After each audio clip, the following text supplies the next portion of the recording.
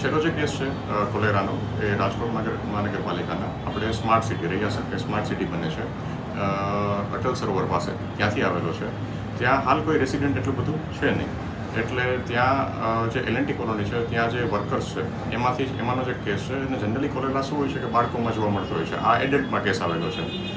જે વ્યક્તિનો કેસ આવેલો છે એની ઉંમર 22 વર્ષની છે.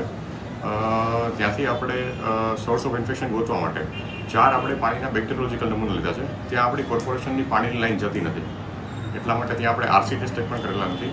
પણ ત્યાં જેટલા પાણી આપણે જે પીવાય છે એ બધામાં અત્યારે ઉકાળીને પાણી પીવું એવું બધી જગ્યાએ આપણે આઈસી કરેલ છે.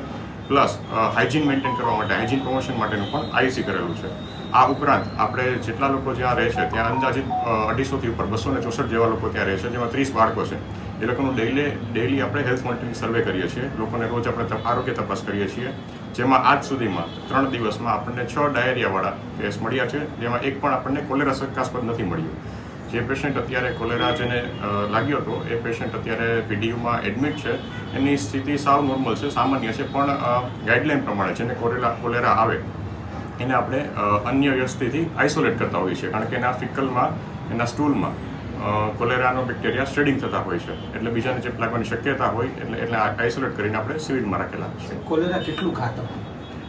કોલેરા એવું કહી શકાય કે તમને દિવસમાં 40થી 60ની વચ્ચે તમને ડાયરિયા અથવા ઉલટીના એપિસોડ આવે, જેમાં કારણે બાળકોમાં ડિહાઇડ્રેશન થાય અને મૃત્યુ થવાના સંભવિત કારણો હોઈ શકે. આપણે જે 3 કેસ આવેલા છે, અનફોર્ચ્યુનેટલી 3 લોકો એવું કહે છે કે એમની ટ્રાવેલિંગ હિસ્ટ્રી નથી.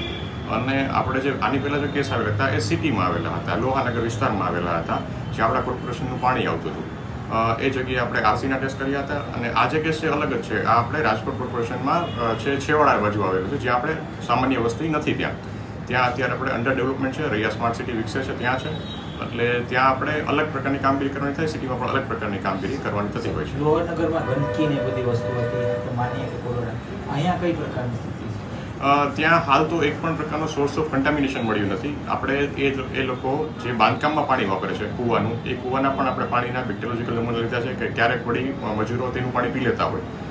એ લોકોનો આરો પ્લાન્ટ છે પોતાનો, જે લોકો દર ક્વાર્ટરલી કે દર 3 મહિને એનું ઇન્સ્પેક્શન કરાવે છે અને એનો બેક્ટેરિયોલોજીકલ રિપોર્ટ કરાવે છે. તેમ છતાં પણ આપણે એનું પણ સેમ્પલ લીધેલું છે.